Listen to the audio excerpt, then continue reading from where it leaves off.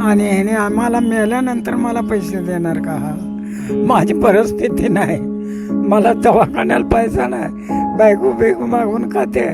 आम्याची जागा असून आम्हाला तिथनं काढून आमचे भांडे गुंडे बिंडे फेकून देऊन सगळे पैसे त्यांनी घेतले. आणि त्यांनी त्या मुलीला सुद्धा रोज मारतो. आणि त्यांनी एवढं बेकार आहे, आज देतो उद्या देतो.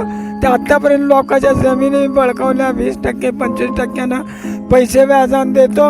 आणि हे आम्हाला असं दर भीक मागायला लावतो. जण सणसूद गणपती साजरे करायला लागलेत. आम्ही साधा गणपती सुद्धा ह्या वर्षी ह्याच्यामुळे आणला नाही. मग आता ह्यांचा फोटो घेऊन त्यांनी सणसूद सगळेजण साजरा करू द्या. ह्यांचा फोटो घेऊन आम्ही त्यांच्या नावाने इथं मंगळ सगळीकडे मी भीक मागायला लागली.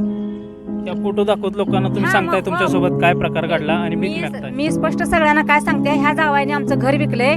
आम्ही बेघर झालेलो आहे, आम्हाला राहायला जागा नाही, आम्हाला खायला अन्न नाही. ह्याचा फोटो घेऊन ह्यानं फसवणूक केली म्हणून ह्याशिवाय आम्हाला कोण काय देणार नाही ना. मग खाय प्यायला देणार नाहीत, औषधाला पैसे देणार नाहीत. मग खरं कारण सांगाल तर लोकांना पाहिजे का नको? लोकांना खोटं वाटतंय. आता तर 2 दिवस झाला आमच्या नवऱ्याच तब्येत इतकी ही झाली ना, जास्त सिरियस आहेत ते. त्यांना सासू सुद्धा घ्यायला येणार, त्यांना पैसे नाहीत. आमचे पैसे घेऊन ह्यांनी नवीन गाड्या घोड्या घ्यायला लागलेत. ह्यांनी गणपती आणते, सण सूद साजरा करते. ह्यांनी वाटेल तसं ह्यांच्या आई वडिलाचा कार्यालय ठरवून ह्यांनी वाढदिवस करतेत. आणि आमचे पैसे सोनं नाणं घालून फिरतेत. ह्यांनी सगळे कार्यक्रम करायला लागलेत आणि आम्हाला असं भटकायला लावलंय त्यांनी.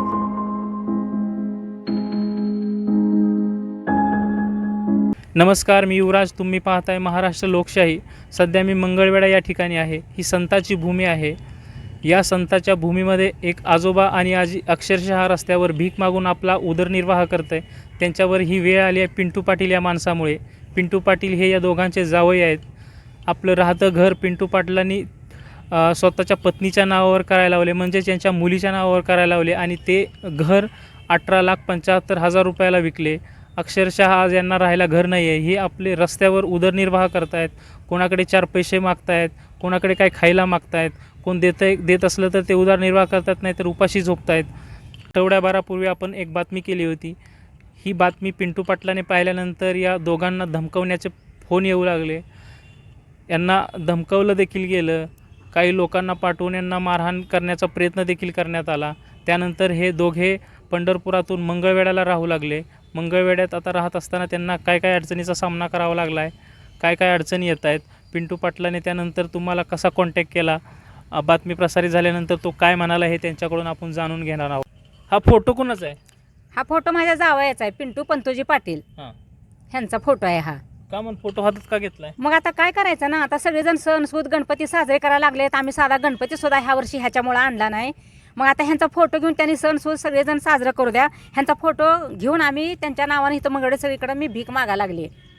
या फोटो दाखवत लोकांना तुम्ही सांगताय तुमच्यासोबत काय प्रकार घडला आणि भीक मागताय. मी स्पष्ट सगळ्यांना काय सांगते, ह्या जावाईने आमचं घर विकलंय. आम्ही बेघर झालेलो आहे, आम्हाला राहायला जागा नाही, आम्हाला खायला अन्न नाही. ह्याचा फोटो घेऊन ह्यानं फसवणूक केली म्हणून ह्याशिवाय आम्हाला कोण काय देणार नाही ना. मग खाय प्यायला देणार नाहीत, औषधाला पैसे देणार नाहीत. मग खरं कारण सांगाल तर लोकांना पाहिजे का नको? लोकांना खोटं वाटतंय.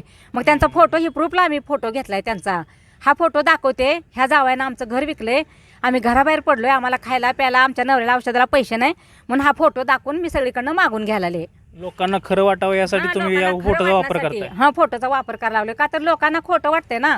मग ही खरं त्यांना तुम्ही चांगलं काम करून जगू शकता. लोकांना आपलं पटवण्यासाठी तुम्ही फोटो पटवण्यासाठी का तर आम्ही आतापर्यंत कुणाला खोटं बोललो नाही, आम्ही कुणाकडनं काय रुपये घेतला नाही. आता ह्याच्यामुळे आम्हाला ही वेळ आली म्हणून ही देखाव्याला नाही, ही खरं सगळ्यांना माहीत व्हायसाठी ह्यांचा फोटो घेतलाय आम्ही. बघा या कुटुंबावर किती दुर्दैवी वेळ आली आहे. लोक घरात गणपती बसवत आहेत, गणपती उत्सव साजरा करत आहेत. आणि या गणपती उत्सवामध्ये त्यांना गणपतीऐवजी त्यांच्या जावयाचा फोटो घेऊन भीक मागावी लागते. अक्षरशः या जावयाने क्रूरपणा केला आहे. मी पाठीमागे या बातमीत अक्षरशः रडलो होतो. हे बातमी पुन्हा आपण कव्हर करण्यासाठी आलो आहोत. खरंच त्यांना पैसे मिळालेत का हे जाणून घेणार आहोत. त्यानंतर जावयाने त्यांच्याशी कसा कॉन्टॅक्ट केला का, काय प्रकार घडला हे बी आपण जाणून घेणार आहोत. आणि दुसरी गोष्ट म्हणजे यांनी महिला आयोगाच्या अध्यक्ष रुपालीताई चाकणकर यांना संपर्क केला होता. त्यांनी काय यांना बोललेत रुपालीताई चाकणकर हे देखील आपण त्यांच्याकडून जाणून घेऊ. तुम्ही चाकणकरांना कॉन्टॅक्ट केला होता? हो, केला होता की मी फोन केला होता त्या ताईंना. तर त्या ताई म्हणल्या तुम्ही जावा म्हणल्या, तिथं त्यांच्यावर केस करा आणि तुमचे पैसे तुम्हाला मिळतील, तुम्ही गप्प बसू नका. पण मलाच वाटलं की असू द्या म्हणलं, उगा आपली मुलगी पण तिथं आहे, ह्याने एक आपल्याला असं वेळ आणली, पण आपण कशाला उगा त्यांचं घराचं हे करायचं, म्हणून मी त्यांना अजून 2 दिवसाची मुदत दिली. असं तोंडी पैसे मागायला लागलो तर त्यांची काय द्यायची भूमिका नाही. बघा, इतकं घर यांचं उद्ध्वस्त केलं, अक्षरशः यांना रस्त्यावर आणलं, तरी देखील त्यांच्या मनात आपल्या मुलीविषयी हळहळ आहे. केस करून त्यांना अडचणीत नको आणायला असा त्यांचा विचार आहे. यावरून तुम्ही एक लक्षात घ्यायला पाहिजे, समाजात 2 तऱ्हेचे लोक आहेत. एक असाही घटक आहे ज्याला कितीही कुरपणा केला तरी त्याचं काहीही वाटत नाही. दुसरीकडे मात्र पीडित कुटुंब आहे, त्यांचं सगळं उद्ध्वस्त झालं आहे, तरी देखील आपल्या मुलीचा विचार ते करतायत. हे म्हणजे मला आता सुचत नाहीत, माझ्याकडे शब्द नाहीत, हे कसं मी एक्सप्लेन करू. आणि दुसरी गोष्ट, तुम्ही आता पोलीस स्टेशनमध्ये म्हणताय त्यांना त्रास नको म्हणून जायला नको, पण तुम्ही एकीकडे रस्त्यावर पण आलाय ना. आलोय आता, मग काय करायचं ना. आम्हाला वाटतंय ना, किती केलं तर ती मुलगी आहे, ती जावं आहे, त्याने एक आपल्याला असं केलं म्हणून आपण कशाला तसं करायचं, म्हणून आम्ही त्यांच्याविषयी जरा असंही त्यांना म्हणजे असं पोलीस केस करणं किंवा आत टाकणं, त्यांना अटक करणं, हे जरा आम्ही जरा माघारी घ्यायला लागलोय. आम्हालाच वाटतंय हो, त्याने आपल्यावर अशी वेळ आणली, पण आपण कशाला त्यांच्यावर वेळ आणायची, मग आपण पण त्यांच्यातच जमा झालो ना मग. म्हणून मग आम्ही जरा जरा म्हणजे जरा ही जी भूमिका घेतली, जरा माया दाखवली, पण त्यांची काय भूमिकाच नाही पैसे द्यायची. आणि आता तर 2 दिवस झाला आमच्या नवऱ्याची तब्येत इतकी ही झाली ना, जास्त सिरियस आहेत ते. त्यांना सासोसा सुद्धा घ्यायला येणार, त्यांना पैसे नाहीत. जर त्यांना 1-2 दिवसात जर काय झालं तर मी सरळ त्यांचं प्रेत घेऊन तिथं जाणार, तिथं त्यांच्या घरापुढं प्रेत टाकणार, आणि त्याने जर नाहीच पैसे दिले तर मी स्वतः तिथं त्याच्या घरापुढं पिटवून घेणार. ह्याशिवाय आम्हाला पर्यायच नाही दुसरा. त्यांच्यासाठी आम्ही दोघं नवरा बायको मरणार आता. का तर आम्हाला कुठलं, आता पहिल्यांदा बघा, राहतं घरच नाही आम्हाला. माणूस काय पण करून आणू शकतो, डाळे चुरमुरे खाऊ शकतो, पण तिथं कुठं बसून खायचा हा विचार आहे. आम्ही कुठं बसून खाऊ द्या ती सांगा तुम्ही. रोडवर माणूस किती वेळ बसल, 1 तास 2 तास बसल. आम्ही रात्र कुठं काढायची, कुठं झोपायचं, आजारी माणसाला कुठं न्यायचं आम्ही, ही अशी वेळ ह्याने आम्हाला आणून ठेवली. तुम्ही बाबा आता आजारी असतात, त्यांना दवाखान्यात न्यायला पैसे नाहीत, नाही पैसे, मग आता तुम्ही मागून लोक जेवण देत आहेत, हो देतात खायला, देतात की. मग हा फोटो दाखवतो ना, हे बघा, हे आमचे जाव आहेत म्हणलं, आम्हाला ह्याने आमचं घर विकलं, आम्हाला रुपये पण दिला नाही, मग आम्ही राहतो, आम्ही कुठं पण आम्ही राहू, पण खायला काय नाही म्हणून आम्ही ह्यांचा फोटो दाखवून मागून खायला लागलोय. कोण काय दिल तेवढं खातो आणि कुठंतरी बसतो. तुमच्या मुलीशी तुमची भेट झाली होती? झाली होती, त्यांनी पाठवलं होतं तिला बोल म्हणून, पण ती भेट झाली? 1-8 दिवस झालं, पण ती मुलगी बातमी टाकल्यानंतर भेट झाली. बातमी टाकल्यानंतर त्यांनी पाठवलं, पण त्या मुलीच्या तोंडून एकच शब्द आला की देतो, आम्ही देतो. पण देतो कधी, आम्ही दोघं मेल्यावर देणार असलं तर मग देऊ द्या आम्ही मेल्यावर, फक्त देतोच म्हणली तिनं, काही सुद्धा एक शब्द बोलली नाही पोरगी. मलाच वाईट वाटलं, मीच रडले, पण तिला काही सुद्धा वाटलं नाही. काय तिला म्हणजे तिच्यावर काय असं बंधन होतं तिलाच माहिती. दबावात आहे मुलगी, ती पूर्ण दबावात होती, 100% ती दबाव खाली आलती. तिनं तोंडच उघडलं नाही, काय म्हणजे जणू काय तिनं काय घरातनं मार खाऊन आली होती काय, की ह्या अवस्थेत ती आली होती माझ्याकडं. मलाच वाईट वाटलं, मीच रडले. मुलगी 3 वर्षातनं एकदा बघायला मिळाली म्हणून, पण त्या मुलीला काय वाटलं नाही, ती कुठल्या दबावाखालून आलती का, तिला काय झालं होतं ती देव जाणं बघा. फक्त देतो देतो म्हणती, त्यांचं काय द्यायची काय त्यांची चिन्ह अजिबात दिसत नाहीत. आमच्या नवऱ्याच तर तब्येत सेकंदाला त्यांची तब्येत वाढायला लागली आहे. आणि जर काय त्यांना जर कमी जास्त झालं. किती पैसे देतो म्हणले ते? ती फक्त म्हणते 7 लाख रुपये देतो. 18,75,000 मध्ये 75 मध्ये, हा, ती म्हणते 7 लाख देतो. तुम्ही सांगा आता 7 लाखात घर देतो? ती म्हणतात आता निम्मे देतो, परत निम्मे देतो, टप्प्याटप्प्याने टप्प्याटप्प्याने देतो. ह्यानी मात्र आमचे पैसे घेऊन ह्यानी नवीन गाड्या घोड्या घ्यायला लागलेत, ह्यानी गणपती आणते, सण सू साजरा करते, ह्यानी वाटेल तसं ह्यांच्या आईवडिलाचा कार्यालय ठरवून ह्यानी वाढदिवस करतेत, आणि आमचे पैसे सोनं नाणं घालून फिरतेत. ह्यांनी सगळे कार्यक्रम करायला लागलेत आणि आम्हाला असं भटकायला लावलंय त्यांनी. मग ह्यांचे पैसे. पंढरपुरात फिरत होता इकडं तिकडं? फिरत होतं की. तिथं काय तुमच्यावर हल्ला बिल्ला झालता? हल्ला बिल्ला म्हणजे कसं, आम्हाला सारखं जाणवते बघा, त्यांनी तोंडाला बांधून सारखं आमच्या पाठला करत असल्याचं बातमी टाकल्यानंतर जास्त वाढलंय. हा, सारखं आम्हाला भास होते की पुढं मागं त्यांनी हायतच असं, आम्हाला इतकी त्यांची भीती, आणि ती हायत आमच्या पाठीमागं लागलेत का असंच आम्हाला बसले बघा. ती सारखं दिसते ते आम्हाला, तोंडाला बांधून पुढं मागं हायत काय की. हा असा आम्हाला सारखा भास होतो का, असतेच आम्हाला वाटतंय तसं, म्हणून आम्ही तिथनं निघून आलोय, आता इकडे फिरायला लागलोय. बाबा काय सांगाल या प्रकारावर, तुम्ही कसं बघताय आता, कसं काय वाटते? साहेब आम्हाला 1 रुपया सुद्धा दिला नाही त्याने, आणि आम्हाला पैसे न देता देतो रोजच हा प्रकार चाललेला आहे. आणि ह्याने आम्हाला मेल्यानंतर मला पैसे देणार का हा? माझी परिस्थिती नाही, मला दवाखान्याला पैसा नाही, बायको बेगू मागून खाते. आम्याची जागा असून आम्हाला तिथनं काढून आमचे भांडे कुंडे बिंडे फेकून देऊन सगळे पैसे त्यांनी घेतले. आणि त्यांनी त्या मुलीला सुद्धा रोज मारतो, नागवं करून मारतो तिला. आणि त्यांनी एवढं बेकार आहे, आज देतो उद्या देतो. ते आत्तापर्यंत लोकांच्या जमिनी बळकावल्या 20% 25% पैसे व्याजानं देतो. आणि हे आम्हाला असं दर भीक मागायला लावतो. आम्ही आता 2-3 दिवस झाले दवाखान्यात बी नाही, पैसे नाहीत म्हणून दवाखान्यात घेतलं नाही. आम्हाला तिथनं पाठवून दिलं. आणि आम्हाला दिसतो की आमच्या मागं मोटरसायकली आणि पोरं देतो पाठवून. आणि त्या पोरांकडनं मारायला लावतो आम्हाला. आम्ही कसं तर चुळून इकडून तिकडून आम्ही कुठं तर मागून खातो. आणि हे ते आमचा जावायचा फोटो जे आहे ते त्याचा फोटो आहे. आणि त्या मुलीला तर रोज रोज मारतो ते, एक दिवस खाडा नाही. आणि त्याने आम्हाला एवढं चळू की पळू केलं आहे. आणि आम्हाला जगायचं काय नाही. उद्या काय जर कमी जास्त माझ्या जीवात झालं तर मी बायकोला सांगून ठेवणार आहे, माझं प्रेत पिंटू पाटील यांच्या घरी नेऊन ठेवा, ह्यांच्यापासून हलवू नका. कुणी जरी काय म्हणलं तरी काही हलवायचं नाही, काय नाही. आमचा पहिला न्याय द्या, मग आम्ही हलवतो, तोपर्यंत आम्ही हलवत नाही. एवढंसुद्धा बायकोला बोलून दाखवलं आहे मी. आणि जर उद्या काय कमी जास्त झालं, हे पिंटूजी पाटील हेच आता आम्हाला जबाबदार राहताल. ते पिंटू पाटील तुम्ही म्हणला सावकारकीचा धंदा करत होते. सावकारकीचा धंदा आहे त्याचा. बरं. हां. ते अनेकांना लुटले काय त्याने? लय जणांना लुटले, लोकजणाच्या जमिनी हडप केल्या त्या.